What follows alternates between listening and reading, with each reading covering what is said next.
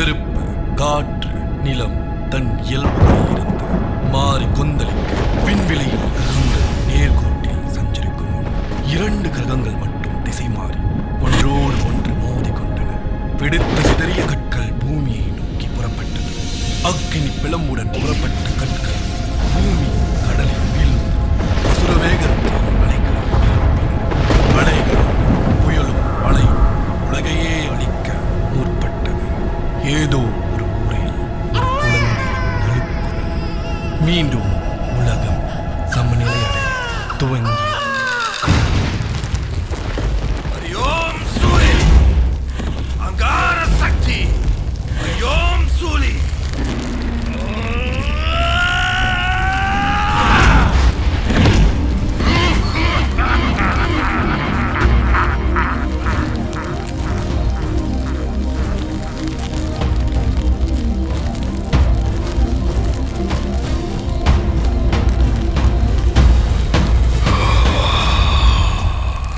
வரும் தண்டாளா, நீ கேட்கும் வரும் கிடைக்க நாள் வந்துவிட்டது. தெய்வத்தின் நட்சத்திரத்தில் பிறக்க போகும் குழந்தைகளில் ஒரு குழந்தை பிறந்து விட்டது.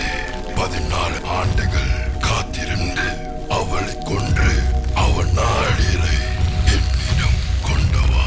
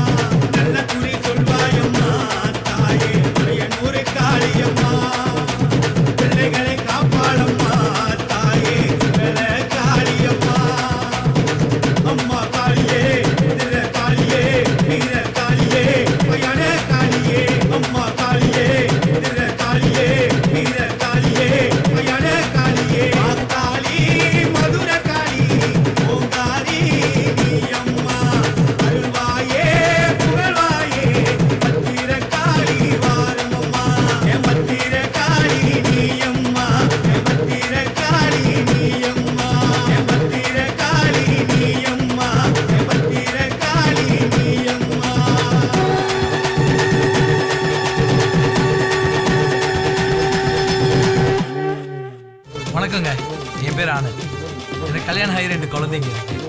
சின்ன வயசுலேருந்தே நான் தீவிரமான ஐயா பக்தி. எந்த ஒரு விஷயத்துக்கும் ஐயாவை நான் விட்டு கொடுக்கவே மாட்டேன். இவ என் மனைவி செல்வி, 2 பேருமே காதல் பண்ணி தான் கல்யாணம் பண்ணிக்கிட்டோம். நான் எப்படி ஐயாவை வணங்குறனோ அதே மாதிரி இவங்க காளியம்மாவை உருகி உருகி வணங்குவாங்க. எல்லா விஷயத்துலையும் ஒத்து போயிடுவாங்க. ஆனால் இந்த விஷயத்தில் 2 பேருக்கும் ஒத்தே போவாது.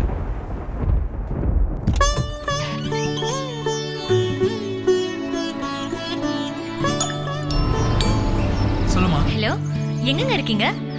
எங்க காளி அம்மாக்கு ஆர்டர் பண்ண அந்த சாமி மேடை வந்துருச்சுங்க. பாக்குறதுக்கு அவ்வளவு அழகா இருக்கு. இதுல மட்டும் என்னோட அம்மாவை உள்ளுக்கு வச்சு அலங்காரம் பண்ணி பார்த்தா சொல்ல வார்த்தையே இல்லைங்க. நிஜமா ரொம்ப அழகா இருக்கும். நீங்க இன்னைக்கு சீக்கிரமா வீட்டுக்கு வாங்க, இதை நீங்க பார்த்தே ஆகணும். என்னங்க நான் பேசிட்டே இருக்கேன், நீங்க ஒண்ணுமே பேச மாட்டீங்க. அதான் கேப்பிடாம எல்லாத்தையும் நீயே பேசிட்டிய, நான் என்னத்த பேசுறேன்? ஆமா, என்னோட அம்மாவை பத்தி சொன்னா மட்டும் உங்களுக்கு பிடிக்காதே. சரிங்க, நான் அப்புறமா கூப்பிடுறேன். எங்க வாங்குனீங்க? ரொம்ப அழகா இருக்கு. என்னோட காளி அம்மாக்காக நான் ஆர்டர் பண்ணேன். இதே மாதிரி தான் நானும் வாங்கணும்னு நினைச்சேன். ஐயோ, இந்த மாதிரி டிசைன்லாம் உனக்கு கிடைக்காது. இது ஸ்பெஷலா நான் ஆர்டர் பண்ணது. சரி சரி, உள்ள போங்க.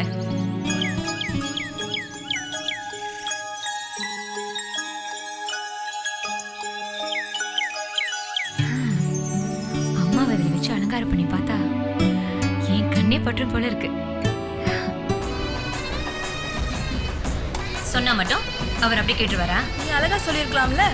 நீ வேற, ஏன் புருஷனா எல்லா விஷயத்திலயும் ஒத்து போவாரு, ஆனா இந்த சாமி விஷயத்துல மட்டும் ஒத்து போக மாட்டேங்கிறாரு. என்னதான் சொல்றதோ. ஏன் கவலைப்படுற? அதான் நாங்க இருக்கிறோம்ல. இங்க பாரு, காலையில எவ்வளவு அழகா அம்சமா இருக்காங்க. வெளியும் தான் பாரு. செல்வி, உங்க வீட்டுக்காரர் எங்க போயிருக்காரு? அவர் ஆபீஸ்ல இருப்பாரு. செல்வி, இப்படியே போய்கிட்டு இருந்தா ஒரு பிரயோஜனமும் இல்ல. உன் வீட்டுக்காரர் கூப்பிடு, சொல்ற விதத்துல சொன்னா கண்டிப்பா கேட்பாரு. எவ்வளவுதான் சொல்றதோ. இன்னைக்கு பூஜைன்னு அவருக்கு நல்லா தெரியும். தெரிஞ்சு இன்னும் வந்து சேரல. அவரை சும்மா குறை சொல்லிட்டு இருக்காம, அவர் எங்க இருக்காரு, எத்தனை மணிக்கு வருவாருன்னு கால் பண்ணி தான் கேள.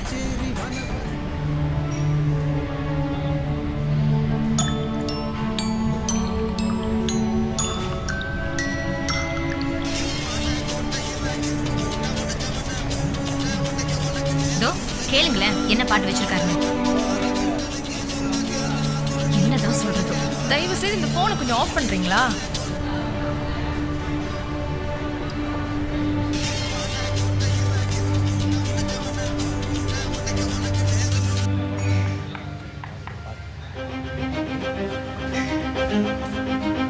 இன்னைக்கு பாருங்க, வீட்டுல பூஜை நடக்குது. பூஜை எப்படி நடக்க போகுதுன்னு நீங்க பார்க்க தான் போறீங்க.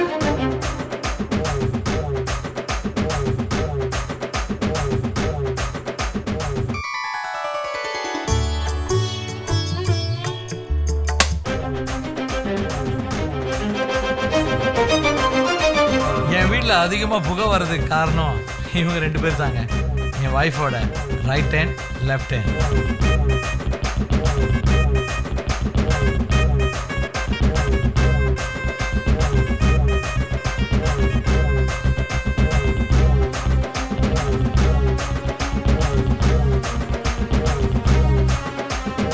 இத பாரு, காளியம்மா கும்பிட்டு இருக்கு. அவர் என்னடா ஐயாவை கும்பிட்டு இருக்காரு. தெய்வங்களை பிரிச்சு பிரிச்சு கும்பிட்டு இருக்காங்க. இந்த அநியாயம் எங்கேயாவது நடக்குமா?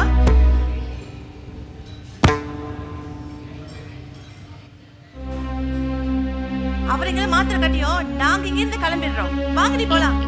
இரு சாந்தி.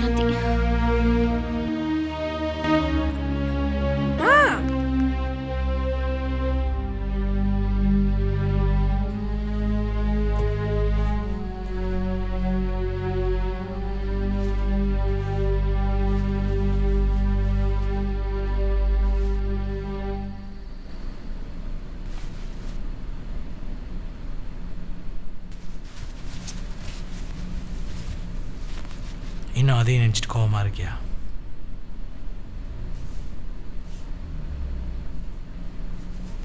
செல்வி, சி தொடாதீங்க.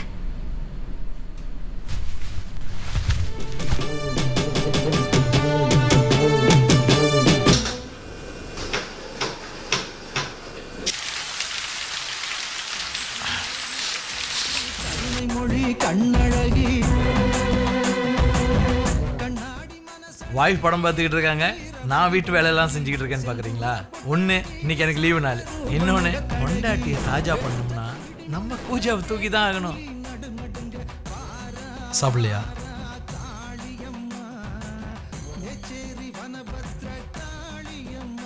அவங்களுக்கு இன்னும் ஆத்திரம் தனியிலையா. இப்போ நான் எப்படி மூவ் பண்றேன்னு மட்டும் பாருங்க.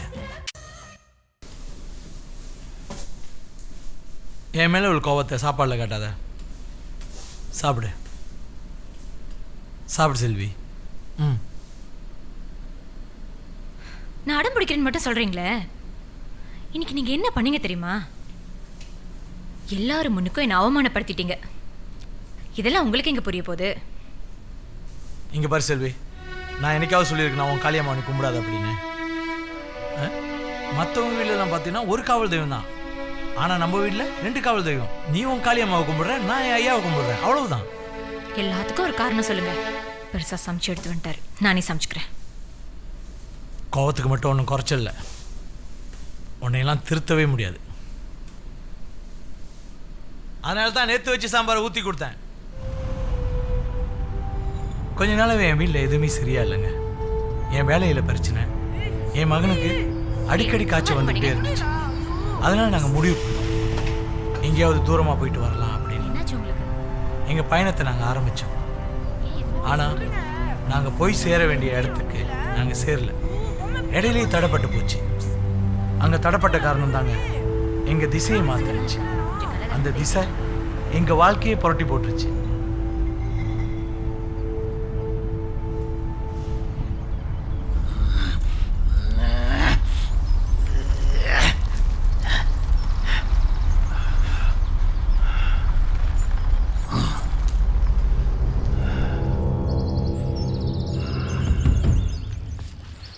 இந்த வழியில போக முடியாது, அந்த வழியா போ.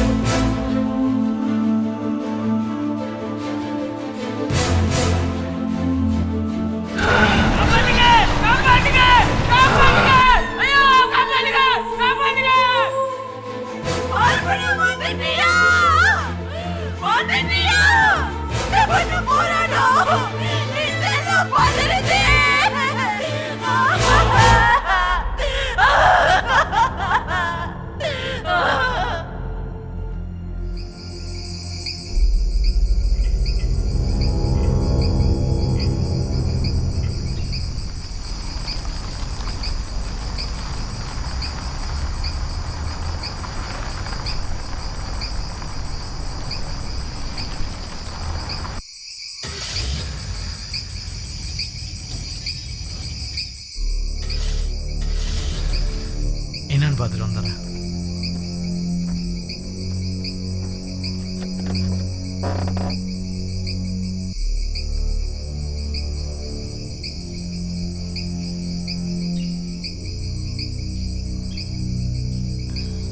என்னாச்சு? காடி கொஞ்சம் ப்ராப்ளமா இருக்கு. இப்போ என்ன பண்றது? மில்லுக்கு ஏதோ ஒரு வீடு இருக்கிற மாதிரி இருக்கு. நம்ம போய் பார்த்து ஹெல்ப் கேட்கலாமா? சரி.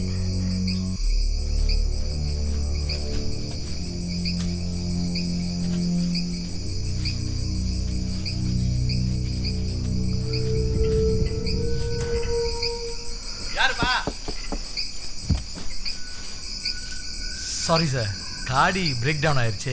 அதான் பக்கத்தில் யாராவது மெக்கானிக் இருந்தாங்கன்னா ரிப்பேர் பண்ண சொல்லலான்னு. அப்படின்னு யாரும் இல்லைப்பா. சின்ன பிரச்சனை. அப்படி இருந்தாலும் யாருங்க வரமாட்டாங்க. யாருமே இல்லையா ரிப்பேர் பண்ண? யாரும் இல்லை தம்பி. பொண்டாட்டி பிள்ளையோட வந்திருக்க, நடுராத்து எங்கே போக போகிற நீ? பேசாமல் ஒரு ராத்துக்கு தங்கிட்டு போப்பா. எப்படி இங்கே தங்கிடலாமா? மா அங்க தங்கணுமா? கொஞ்சமா இரு. வா தம்பி, உள்ள வாமா. பார்த்து. மா அழகா இருக்கு. சரி, இங்கேயே கீழே படுத்துங்க. Okay, thank you sir. நாங்கள் ஃபேமிலியோட படுத்துக்கோம், நோ ப்ராப்ளம். ஐயா மெத்தை எடுத்து வாப்பா. தண்ணி எடுத்துட்டு வாயா.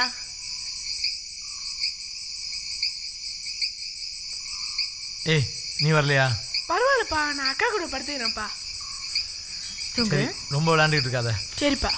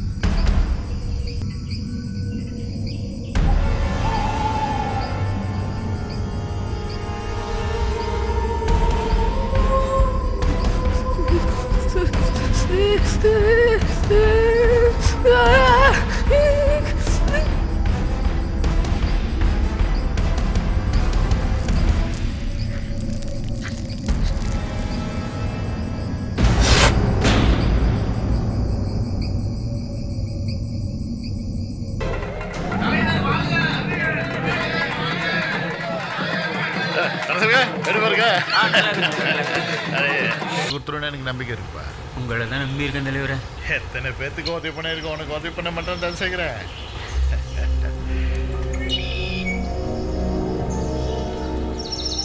தலைவரை வீட்டில் ஒத்துப்பாரு. கேட்க சந்தோஷமா இருக்கு. ஐயா, தலைவர் சொன்ன செஞ்சிருவாரு. இனிமேல் நம்மளுக்கு யாருமா என் பிள்ளைங்களா பார்த்துருப்பா. உன்னை தவிர வேற யாரும் இல்லைம்மா. எல்லாமே எழுதி வாங்கி நடுத்தேரில் விட்டுட்டாமா.